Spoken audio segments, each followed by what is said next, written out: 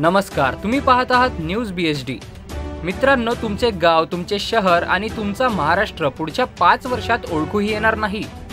मुंबईत पार पडलेल्या महाराष्ट्र उद्योग संवाद परिषदेत मुख्यमंत्री एकनाथ शिंदे यांनी भविष्यातील महत्त्वाकांक्षा मांडल्या आणि त्या ऐकून देशभरात एकच चर्चा सुरू झाली आहे। महाराष्ट्र आता केवळ औद्योगिक नाही तर तंत्रज्ञानाचंही केंद्रबिंदू होणार। शिंदे म्हणाले, AI, इलेक्ट्रिक गाड्या, औषधी निर्मिती आणि सेमीकंडक्टर यासारख्या आधुनिक उद्योगांना प्राधान्य दिले जात आहे।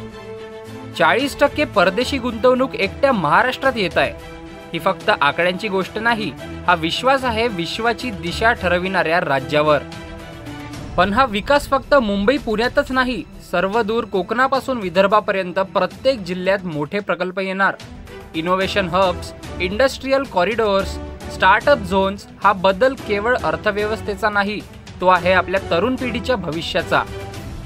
या परिषदेला उपस्थित होते राज्यपाल CP राधाकृष्ण, मुख्यमंत्री देवेंद्र फडणवीस, उद्योग मंत्री उदय सामंत यांच्यासह राज्य शिष्टाचार मंत्री जयकुमार रावल आणि जगभरातून आलेले राजदूत व गुंतवणूकदार। हे सगळे सांगतात एकच गोष्ट, महाराष्ट्र उद्याचं भविष्य घडवत आहे।